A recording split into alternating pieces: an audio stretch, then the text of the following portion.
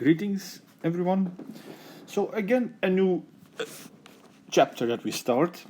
And the reason that we have so many chapters is because, well, some of the chapters that chapter 6 and chapter 4 were applications, and the other chapters are methods of solving differential equations. And we saw methods where we could find a solution, was the especially constant coefficient ones, and so we were good at. There was the separating variables problems. Then we had Euler method, which was a numerical method to try to find solutions, because sometimes we cannot find the actual function. We cannot write down the function for the simple fact already that integration is problematic. I've mentioned this function several times perhaps. This is a function that is integrable. The antiderivative of this function ex squared exists, but we cannot write it down in any simple form, in any form that involves the functions that we already been using, like logarithms and exponentials and trigonometric functions. So the numerical method allows you then to find approximate solutions, but only numerical is numerical, right? So there's some disadvantage. What we now will do is look for solutions, and this is also what you have done in Calc 2. So we kind of mimic what was done in Calc 2. And the second part of Calc 2 is to find really solutions. So for, as I said, we cannot write down this integral in terms of simple functions that we know, but we can write it down as a power series. Okay, so and I'm going to do this particular example, so just show you how this is. But I want to review very quickly the power series. I'm not going to make this too long here because this is something that you should hopefully be fresh from Calc 2, and if not fresh, then at least it is something that you have studied extensively, and you should then go review it if there's gaps or something. And there's also much more in the textbook that you can go. So what is a power series? Of course, what does that mean? It means a polynomial of infinite degree. That's kind of the unofficial definition, polynomial of infinite degree. Okay, that's not a correct definition, but that's what it is. But contrary to regular polynomials, although we will see that too, is it's not always that we organize everything in powers of x. Normally, a polynomial is organized in power of x. Although we will see in this chapter and next chapter that we sometimes it's advantageous to, it's actually the next chapter, to rearrange it in different powers. But in power series, you have really not really much of a choice. And so this is the so-called notion of a center, and that was in in calculus it was often denoted C, but we are going to use x0 here, and you'll see, I'll explain in a sec what that means. And so what this now means, well, we have powers of x minus x0. So instead of powers of x, we have x minus 0. Be careful, the center we subtract. Okay, we always write x minus. It might sound like, oh, why do you put extra negative signs there? But it makes things much easier, but trust me. So powers of this thing, so n is in a power, and then a combination of these things, so some a_n's, and then we sum this all up, and that the summing all up, that is bit is sigma of the capital Greek S for sum, and typically for summation it has a lower bound and an upper bound. It's basically as a loop, but it's if you think of in a computer science part of programming, but it is infinite, right? It loops from n going to 0 to infinity. Now, what are the choices here? We can start from wherever we want. It doesn't have to be from 0. It always has to be, of course, positive powers. We're only going to do positive, non-negative powers. But it could start from 2 or from 5. That is one thing. This is always going to be infinity, unless it's really, really special case that it's a polynomial, but that's too simple. So, okay, and these a_n's are just coefficients, constants, real numbers. And so this is the center. Why is this called the center? Well, first of all, sorry, let me not jump too many things here. I want to consider this now. So far, this is only a formal definition, but I want to think of this as a function, and this is defined for x such that this sum converges. So this is the notion of convergence sequences. As convergence series, right? Convergence series is a series such that its partial sums converge. So I'm going to put this here, but I don't want to spend too much time on it. So summation A, that's told Bn, converges, so n going from 0 to infinity, say, converge means, be careful, that the limit of the partial sums exists. What are these? The partial sums are the sums from B0 plus B1 up to all the way up to Bn. And so each time we add one more thing, and then we take the limit of that result, and if that exists, then we say that the series converges. And so here I'm saying this is a function, whenever I have a value for x, that makes this whole thing a convergent series. And so now, the big statement is that we have a radius of convergence.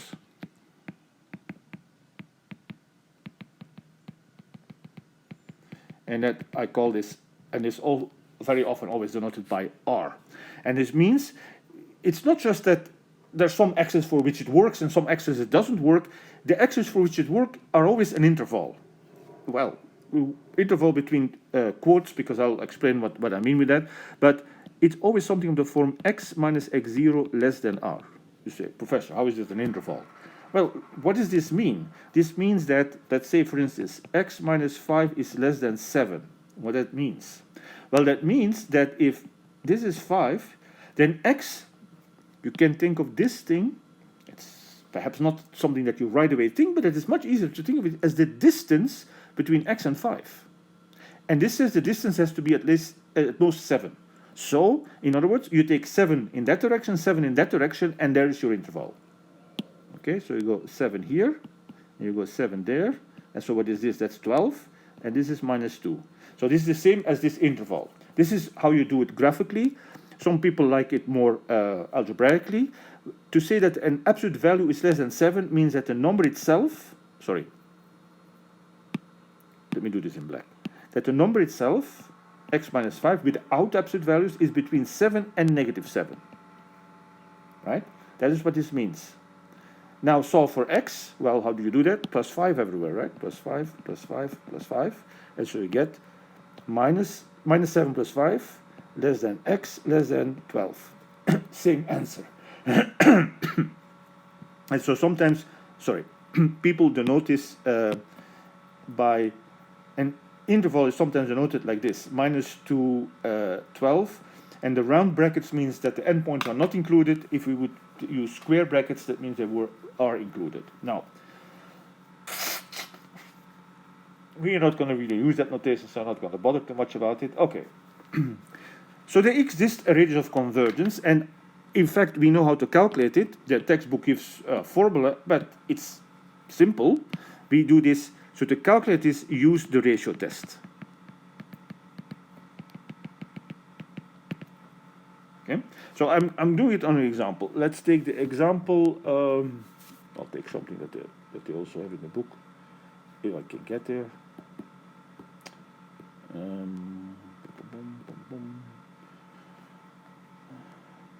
Summation n going from 1 to infinity 2 to the n square x minus 1 to the power n. Okay, so we think of this as a function.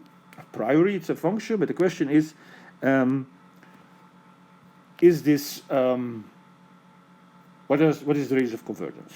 Okay, first of all, notice that for no good reason I started here from n equals 1.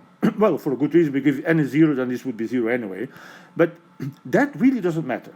As far as convergence is concerned, and therefore as far as radius of convergence is concerned, what happens in the beginning, so where you start, is completely irrelevant.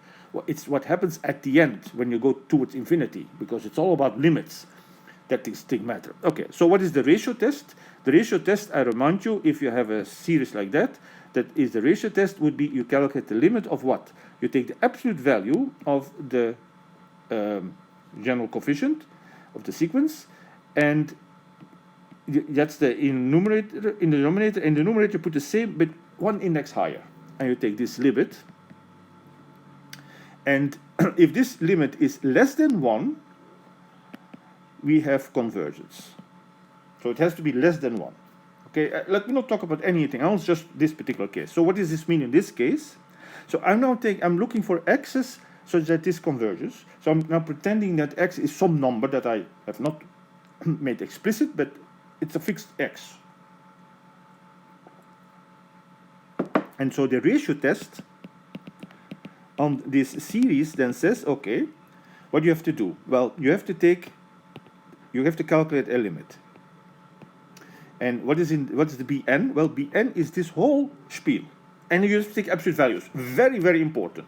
Now, there's no absolute value of 2, that's all positive numbers, but here, x minus 1, x could be 0, and then that's a negative number, right? So we have to put absolute values here. So that's what we get. Now, we have to do the same on the top, but replacing n by n plus 1. That's a technique that we're going to do many, many times. Replacing an index by another index, n plus 1, n plus 2, n minus 2, n minus 1. You have to get really used to do that. So that is every n. So this would be n plus 1, this would be n plus 1 square, and this would be x minus 1 to the power n plus 1. So same formula, same form, but n's replacing by n plus 1s. And what always happens, well, always, I should be a little bit careful here, but if it's written in a proper form, then we always have this cancellation here. You see this, all the powers cancel except for 1, right? So we're going to have a single x minus 1 left. Now there's other things that happen, and this depends on the coefficients. In this case, we are lucky. We know that this also cancels, and there's only a 2 left. Now so let's write down what we have. And very typical in this calculation of limits is that the limit is with respect to n, not with respect to x. Right? So it is the n that varies. The x is taken fixed. In other words, x is a constant as far as n concerned, and therefore n says, okay, this guy, I don't work on him, so he can go out. And same for 2, of course. Oops, sorry, I didn't scratch that. So we can bring 2 absolute value x minus 1. Don't forget the absolute values out. And what is left after all these cancellations is an n plus 1 square over an n square. Now there are many ways of calculating this last limit. One way is, for instance, dividing top and bottom by n square. So divide everything by n square. Now, how do you divide this thing? Well, that is the same as n plus 1 divided by n squared. Okay? Of course, in the bottom you just 1. And then you keep, so this is the limit. I'm calculating just this guy now for the moment, right? And this guy, well, the top one is now, again, doing the division, every single step is 1 plus 1 over n squared over 1. And if I plug in now infinity, we see that this goes to 0, and we find that this is 1. So there are many ways of calculating this thing, and whatever way you can do L'Hopital, you can also, yeah, that's basically, there are other ways, but okay, let me not say all this. This is 1. Oh, sorry. This is 1. This is 1. So this whole thing, therefore, is 2 times x minus 1 times 1. So is this the range of convergence? No, there's a condition. And the condition is that this limit should be less than 1. So we have to impose this condition. And what this means now is that, and then we solve, so impose this condition, it's always less than 1, then solve for x minus 1. Or x minus, in general, of course, it will be x minus x0, right? Yeah, so, okay, sorry, perhaps I should have said here, what is x0? The center is 1 here, right? That's what we have subtracted here, okay. So, we solve for this, that means that 2 goes to the other side, and we see that x minus 1 is less than a half. And so, this is our radius of convergence. R is a half, okay? Now, in calculus, you also discussed what about the endpoints? That was the issue of endpoints.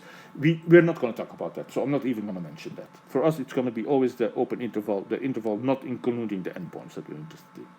Now, the textbook gives a formula for this and says, okay, and the formula is a little bit quicker, but then you have to memorize another formula, unless your professor in calculus taught you that way, then use it. But to me, this is the simplest way. Okay. Now, it's not something that we're going to use really, so it's not important really. But now we know what is going on. So we have a radius of convergence. Now, I should mention one thing, is that this limit could not exist, right? This I said we have to do the ratio test, but that's a limit and might not exist. What happens, or might be infinite. If the limit is infinite, well, what happens then? Then we get, let's see. So what are the cases? So extreme cases is that the limit is infinite. This I'm talking about this limit here. Now remember, you have to impose a condition. This infinite has to be less than 1. I don't think so. So this means r is 0. If the limit is infinite, then r is 0, because infinite can never be less than 1, so there is never going to be an x minus 1 that satisfies this.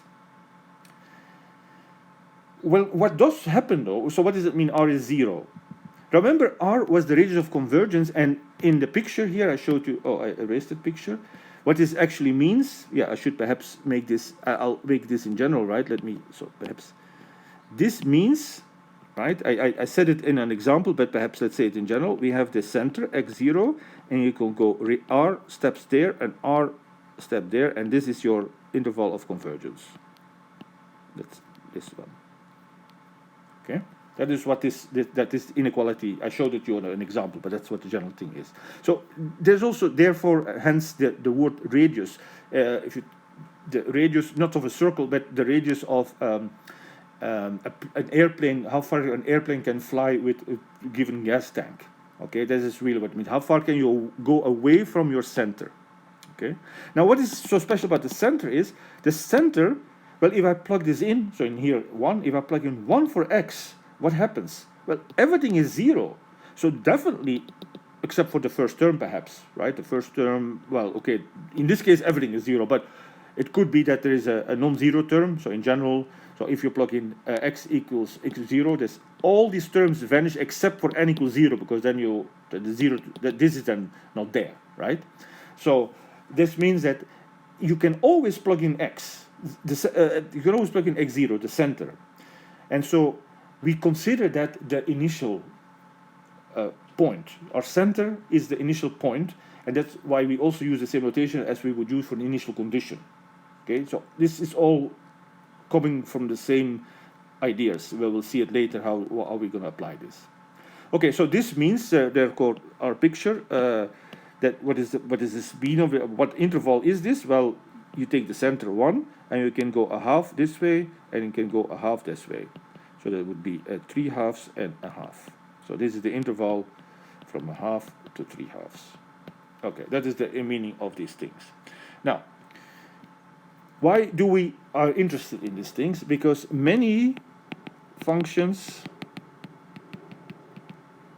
and many, I should almost say all functions that we know, have a power series representation.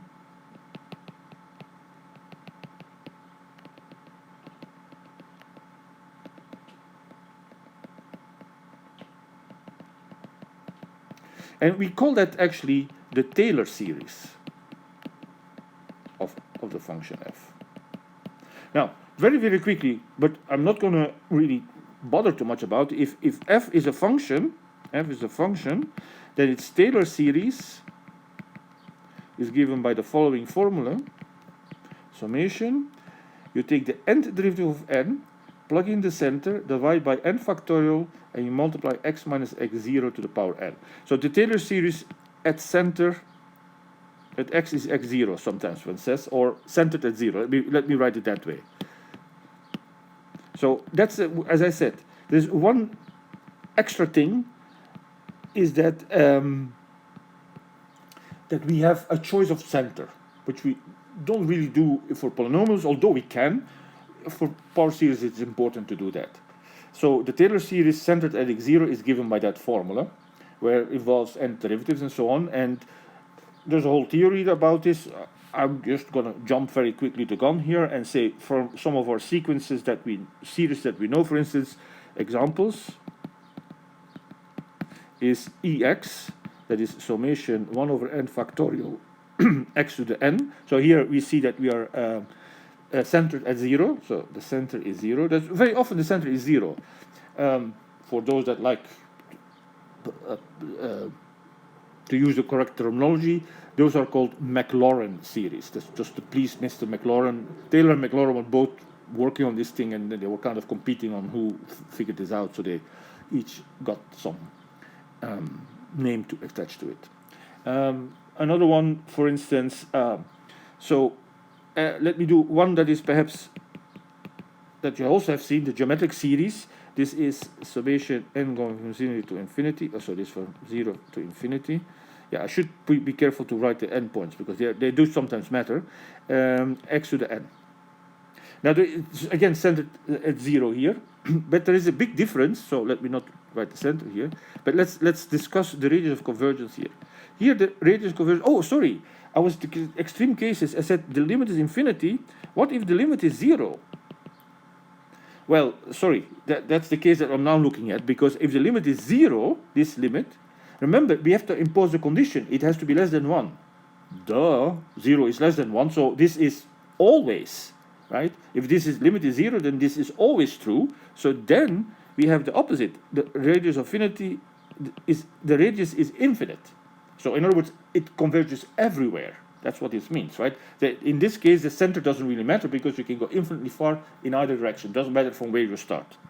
Okay, so these are the two extreme cases, and this is, and of course, the last case is the good. The first case, when R is 0, is kind of tells you it's useless to use a power series because it doesn't represent anything, right? You cannot plug anything in. The second case is the really best optimal case. You can plug in whatever you want, and this is exactly the case for the exponential. It's also true for sine and cosine. Let me not write them up, they are in the textbook. But here, this one is different. Here, R is 1. Okay, so here we have to be a bit careful. Not every series has an infinite radius of convergence. Okay, and then we can do operations. And again, I'm not going to say much about it. We can add them. We can also multiply them. We will not concern ourselves with that, but we can multiply with a constant. So let me just call it a constant multiple, which of course is trivial, right? How to do that? Add constant multiples. And of course, if you combine constant multiples with adding, then you get so-called linear combinations. Okay. But we can also take derivatives. We can also integrate, but again, we're not going to. Do we? No, I don't think we know. We're not going to concern ourselves with integration, but we can take derivatives. And that is using power rule. But of course, infinitely many times. Okay? Just for the heck of it, let's do this on this series here. So what is the derivative? Now, okay, I'm saying this series is equal to this series. Sorry, I misspoke. This function is equal to this series. Okay, so left-hand side is something that we know. Right-hand side is something which is a series, but it's hard to grasp what that really is. So let's take derivative of both sides. So we derive both sides. If you derive the right-hand side, what is this? This is 1 minus x to the power negative 1, and we have to take the derivative of it. So that is the power rule, right? So that is minus 1 times 1 minus x to the power, subtract 1 from it. Is that it? No, this is inside function, so times minus 1. The derivative of the inside function is minus 1 here, so be careful because of this little sign here. So all together is the minuses cancel, and we get 1 over 1 minus x squared. Now what happens if I take the derivative there? Well, that is just formally n x to the n minus 1. Okay, so what I'm saying is that these two are equal. So this is a power series that represents this function. Now there is one issue here with this power series. Everything is fine, but it doesn't look exactly like a power series, because we said it should be powers of x minus, and what is x? What is the center here? Center was 0, right? So that's not the issue. The issue is that we should write it with as nth power, and here we're given it as an n minus 1 power. So this is the method of reindexing. And what is the method of reindexing is replacing n by some n plus something or n minus something. We're going to have to do, this is reindexing or shifting. This is also called shifting. We're going to have to do this in both directions. So in this case, I want to get a power n here. What I have to do is I have to add 1, right? To make this bigger, I have to add 1. So the shift I'm going to make is from n to n plus 1. So what does this mean is I'm going to replace each n here by n plus 1. So, but this n, but also this n. Don't forget there's an n there. So what happens if I do this, I'll do it in blue. We get n plus 1 equals 0, summation, infinity, n plus 1, x to the n plus 1 minus 1. Now, of course, the whole point was that the plus minus 1 cancel. Now, what does this mean? This means that n can go from negative 1. Now, we said we're never going to do that. So, what we do in this particular case is say, okay, n 0. Okay, but I'll do other examples where we need to do this. So now it seems like I'm kind of saying you have to do something and then I don't do it. Okay, but so the result of the shift will be this thing. So that tells me that the general coefficient is not n as you would think here, from looks like it, but the general coefficient is n plus 1 here. Okay, let's do this reshifting. So the shifting. So before I do more examples, I should say one more thing. When you take a derivative, you don't change the radius of convergence. So the radius of convergence of the original one was 1, so this is still 1. Okay? All right, so that's derivatives. Now, more shifting. So shifting example. So here is, suppose I have to take this, I have this sequence, Cn to 5 to infinity, n times n minus 2, a n x to the n minus 3. Okay, this is in my calculations after taking derivatives and God knows what, because there are other things you can do, right? I didn't mention all the different operations we'll do. We'll see examples in the next video where which kind of operations that we have in mind, and we'll see we'll have to do this constantly. So be careful, this is important. This is perhaps something that you didn't pay attention much in Calc 2, but for us it's very important. So what do we have to shift? So the shift that we're going to do is, and when you do this, perhaps always explain this a little bit, right? Write it down, don't and take your time in it. What do I have to do? Well, I want always this to be the same power n. Let's strive to do this. Again, this is not always going to be possible, but when we can, we'll try. Okay, so we make this power x to the power n. Okay, what need to do? How do you do that? Well, you have to add 3 to it. So the shift we're going to make is replace n by n plus 3. Okay, so let's do this everywhere. So again, there's an n here, there's an n here, there's an n here, there's an n here. There are a lot of n's, right? Don't forget any of them. And so, okay, that will be n plus 3 equals 5, summation to infinity. The n becomes n plus 3. The n plus 3 minus 2. Then we have an a to the n plus 3. And then we have an x to the power n plus 3 minus 3. Of course, here we know that this is exactly the point, is that this is n, right? So let's focus on this guy here. What is happening here? I have to solve for n here. Solve for n. That's what we did the previous case too, but then we got that n was negative 1, which does make sense. But here it does make sense, right? If I solve for n, we see that n is actually 5 minus 3, n is 2. Okay? And here, of course, we can simplify this as n plus 1. Okay, and this, of course, this would be just n. So if I do all these simplifications, I see that after the shift, I get summation from n going from 2 to infinity, n plus 3 times n plus 1, a n plus 3 times x to the n. Sorry, this was not supposed. I didn't mean here that it's a fraction, right? Oh, sorry, my thing is way too big. This was not. I didn't mean to say that this is a fraction. I just meant to say that this is equal to n. But let's not write it. Okay. So that's how you shift. And why is this important? Well, we do one more example, and then we kind of can stop with the introduction part. The rest, there's a bit more discussion in the textbook here, but so adding. So let's talk about adding. I said adding is simple, right? You just add the coefficients like terms. But the problem is, so let me show you. Suppose we have this summation n going from 4 to infinity, n plus 1 squared, an x. Let's take a different center now. Let's take center 1.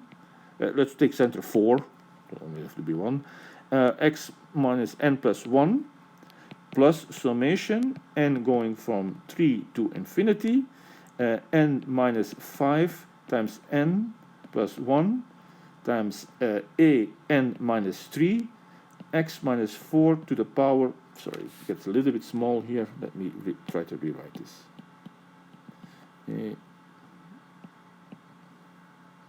I'm just cooking up something, right? A n minus 3 x minus 4 to the power n minus 1. We want to add these up, and what we do is add like terms, meaning if you have a x to the n, you look all the x to the n's, you look at the coefficient of x to the n. Okay. Now there are some people do it that way. They say, okay, let's write down for each n x to the n what the coefficient. Oh no, sorry, x to the n, not x to the n, x minus 4 to the n, right? We centered at 4, so we look at powers for x to the 4 to the n. You can try to find the coefficient of this x minus 4 to the n, but the quickest and the fastest way and the neatest way is to do the shifting. So shift to x minus 1 n terms. So let's see. There are two different shiftings here. So I'll do this one in blue. What is the here? For this one, what does the shift have to do? Pause the video and think about it for a sec. I have to subtract 1, right? Where am I looking? Here. All this thing I'm ignoring. This is where I'm looking. Okay? I want this to be n, and the way to get this n is subtracting 1. So this is the shift I'm going to perform. What is the shift I have to do here? N is going to go to n plus 1, because I need to make it now equal to n there, right? So I have to add 1 to it. Okay, so let's perform these shifts. So this is, I'll do this in blue, summation n minus 1 equals 4 to infinity, n minus 1 plus 1 square, a n minus 1, x minus 4 to the power n minus 1 plus 1, so this works out as it's supposed to be, plus summation n plus 1 equals 3. Now we're replacing all the n's and including this n. So here all the n's, if you wanna, if you got to where they are here, to infinity, n plus 1 minus 5 times n plus 1 plus 1. I'm just writing it out, spelling it out loud. I'm getting again. Sorry, let me move myself a little bit out of the way here. Okay. Where am I? A n plus 1 minus 3. Even in this index, don't forget, I have to do, and especially there, because that's even more important. And then we have x minus 4, n plus 1 minus 1. Okay, that is, of course, as intended. And so now we have everything in terms of x minus 4 to the n, so we can look at the like terms. And let's write down what, well, no, one more thing we have to do is figure out what the boundaries are. So this is n equals 5, and this equals n equals 2. Now they start from different endpoints. If that's the case, we cannot add up. So what we need to do is we look at the biggest endpoint and have to write down the first few terms of the green one.